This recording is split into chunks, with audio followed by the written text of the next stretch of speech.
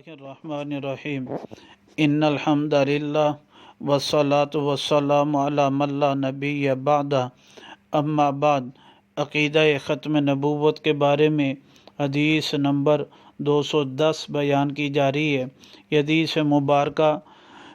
مرکات شرح مشکات المصابیح میں موجود ہے، جلد نمبر 11 صفحہ نمبر 397 ہے، بحوالہ مسلم شریف کے۔ راوی حضرت عمر بن خطاب رضی اللہ تعالیٰ عنہ ہے۔ آپ علیہ الصلاۃ والسلام نے فرمایا ان رجلا یأتیکم من الیمن، ایک شخص تمہارے پاس یمن سے آئے گا، یقال لہ اویس،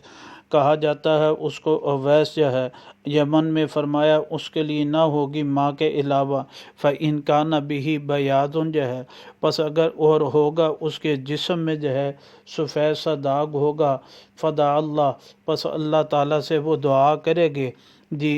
اس نے اللہ تعالیٰ سے دعا کی، اللہ تعالیٰ نے اس کے جسم سے داغ کو دور کر دیا، سوائے 1 دینار یا درہم کے برابر جو ہے۔ پھر آپ نے فرمایا فمن لقیہ منکم، پر جو شخص تم میں سے اس سے ملاقات کرے تو فلیستغفر لکم،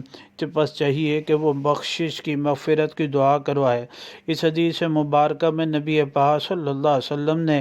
اپنی امت کے بہترین شخص کے بارے میں فرمایا، اسی طرح خلفائے راشدین کے بارے میں بھی فرمایا کہ فلاں فلاں صحابی کی اتباع کرنا، اقتداء کرنا، یہ تمہارے لیے بخشش کا ذریعہ ہوگی، مغفرت کا ذریعہ بنے گی، امت کے لیے ہدایت کا ذریعہ ہے۔ اسی طرح خواجہ اویس کرنی رحمہ اللہ جو بڑے تابعین میں سے، اس کے بارے میں آپ علیہ الصلاۃ والسلام نے فرمایا کہ تم ان کی اتباع اقتداء کرنی ہے، ان سے دعا کروانی ہے۔ تو آپ علیہ الصلاۃ والسلام کے بعد یعنی کسی نئے پیغمبر، نئی شریعت، نئے رسول کسی نے نہ آنا ہے، بس آپ علیہ الصلاۃ والسلام نے ان کے بارے میں فرما دیا کہ تم ان کی اقتداء اور ان کی اتباع اور اطاعت کرنا، یہی چیز تمہیں جنت